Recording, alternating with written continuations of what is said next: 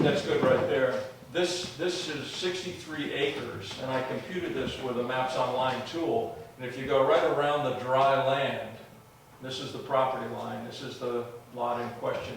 We're looking at everything from Marsh Road all the way down. Now, this is a raised water body. Before the dam was there, these wetlands were probably a valuable marsh hay resource. And if you just, can you pan up just a little bit? Hopefully we won't lose it. Okay, if you actually look at map 1, there's a joining line right here. And this one is part of this. And they actually, on the tax maps, for what it's worth, actually shows that lot 1 is ending right here on this water. So it actually, you can go through here with a boat. But these were probably damp marsh hay properties 200 years ago that were very valuable.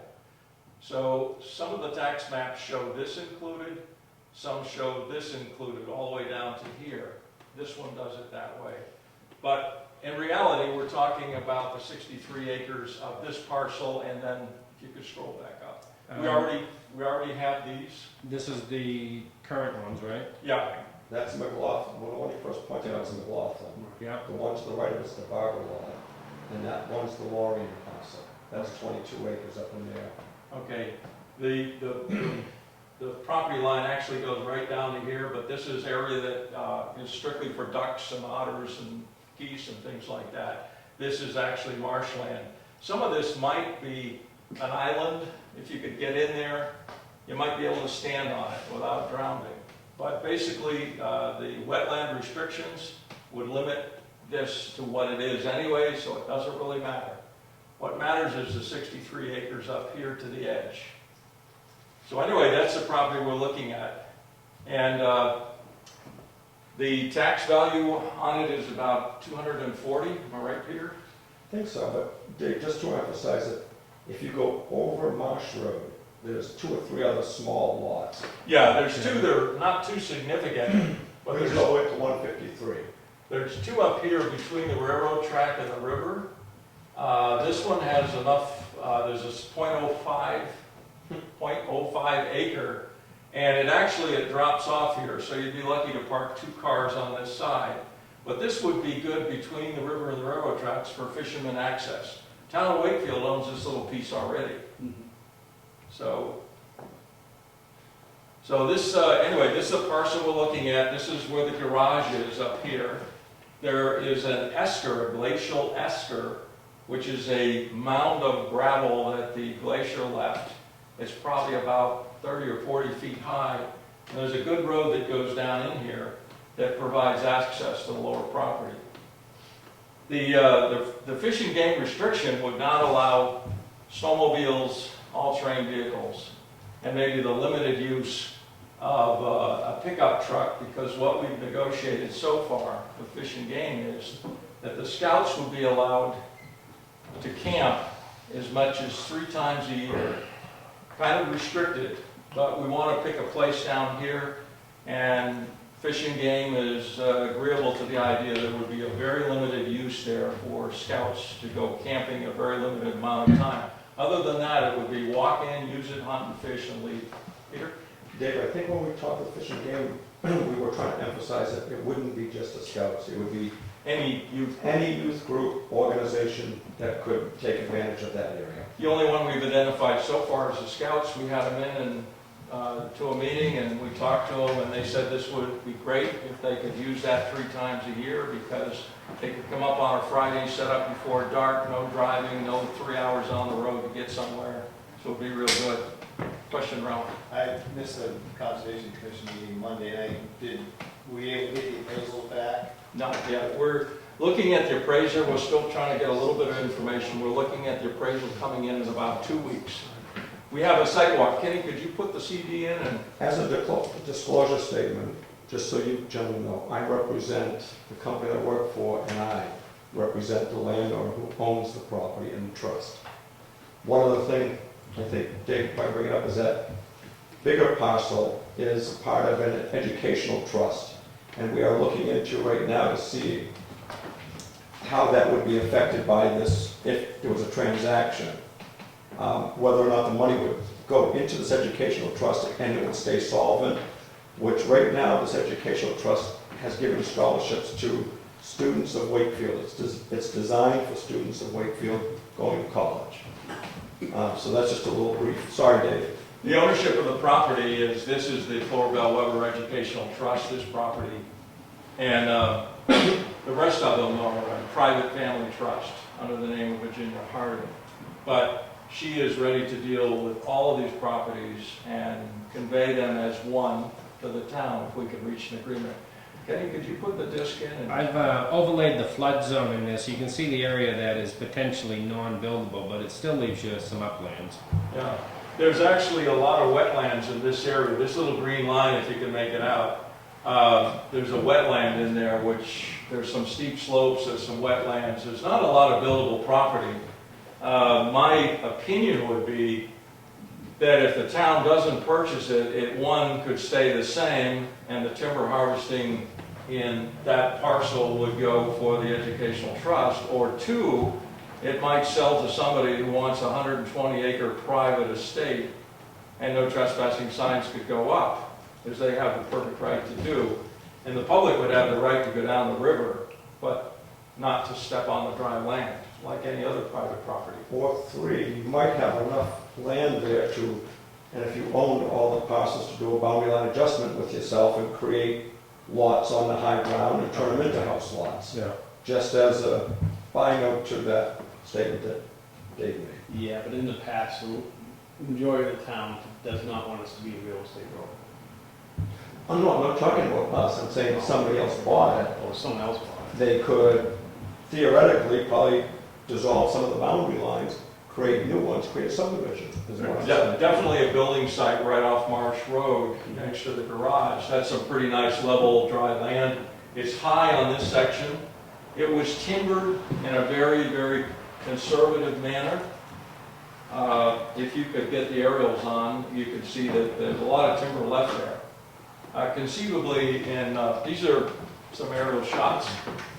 This is looking at, that's the property, this is the property. This is looking south across the marsh. And the river is right along here. There was a structure right along in this area. This is sort of a little island in the river that is about 20 feet of hip boot walking to get from the land to this island, which is high and wooded. The property extends off this way, but this would be the marshes. Next one. This is a picture of the marshes. The property line is from here over. Property line comes across the marsh. This is the part we already have control of. The property line comes over like this and follows the edge. So these are the two areas which years ago might have been dry, now are area for ducks. This is the river over here. So it would be all of this property going back. Next slide. Big thing.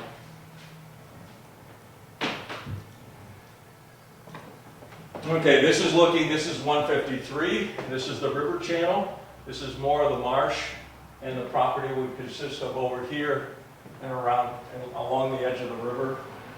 This is the island. This is where the camp was. River channel goes right by the camp, so the property would again extend that way.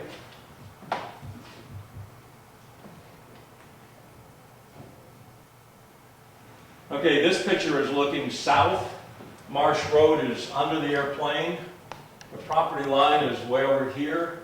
What's interesting in this shot, and I don't know if it's too clear here, but right there is a glacial kettle. This is a landform. The esker is right behind it, right in front of it. This is a landform where the glacier calved off a big chunk of ice and then rode over it and drove it into the glacial till. And now that kettle, I looked on the state website, they've only identified lakes that are kettles, 18 of them in the state. But that has sphagnum moss, and it's a great little environment for a lot of species, pitcher plant, sphagnum moss. And about 4 ducks flew out of it when I walked by the other day. So that's kind of an interesting natural feature right there. This is some of the wetlands. I think that's, okay, this is 153 again. When you look across, this is other property. This is Wakefield controlled property. So the property starts right here, it includes this piney area, and this point, and this island. Very good camping in here. I think if that was clear enough, you could tell there's a lot of timber. It's dark, it's very, very nicely harvested to leave a lot of timber there. That's the railroad tracks right there, Yeah. 153 over here. Oh, right. Yeah, it doesn't look clear to me. Looking at the survey, if you go back to that one, see where Dave was pointing, see that island up there, they said it was on somebody else's right there? Looking at the survey, the property line kind of skims across the outside edge of that property. This outside edge. No, way up, where's at the pointer?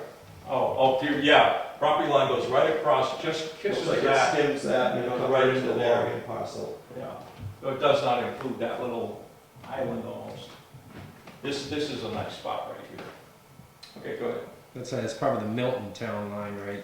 That Right would- on the edge. Where you've Yeah. got that arrow right there, is Yeah. Gloria Road's parcel. Yeah, I So was it's looking at the about big 8 field. acres. That big field is in Milton. Yeah. When you look across, you see right across the marsh of this property. This is kind of just a higher view. This is Marsh Road coming through here. The garages is up here. The Maples was down here. The farm is there. This is the logging landing. The access road comes in from the garage. The logging operations are kind of down this way. But when you go right past the bridge, which is where we're meeting Sunday at 8 o'clock to take a walk, if you go right past the bridge, the esker runs down this way, right along the river. And it takes you down through some of the prettiest areas. But that's the entire property. The line kind of comes in here and then runs right up to that corner right there. Oh, yeah. Okay, that's just another close-up view. The river runs right along here. This is the esker. Runs right along there. There's a beautiful site right in here for the scouts. The channel goes right by and around that island and down. So that's what it looks like. This again is the old marsh hay areas. The property, whether or not that is included, I think when something's that wet and it's underwater from a state dam, it's kind of a moot question because this technically may be part of the discrepancy in acreage from historical times, but there's definitely 63 acres of dry land. I think an important feature that Dave mentioned is that is a state-controlled dam. That's not a private dam. That's the one right down behind Irving. And another thing, if I may put on my conservation hat for a minute, one of the things that we originally started off trying to do years ago, if you gentlemen will remember, is looking at an area, and the reason why we started down here at the Meadows was trying to tie a bunch of big tracks into each other. And so far, it seems to be working that way. If the town did get this conservation easement or this land, there will only be one other or two other larger tracks separating the Carl Seaman Trust on the other side, which is vast acreage. And that would create, in my view, tremendous wildlife relief in that area. One other thing on it, we expect the appraiser to finish their work within the next couple of weeks. And it's 6 lots? Is that what you said? 6 parcels. Yeah. The real significant one is the big one is 63 acres. The other 2 are access and some are just little minor pieces, but they do give us some additional river frontage. Last week, somebody mentioned there was L-chip money available for historic and conservation uses.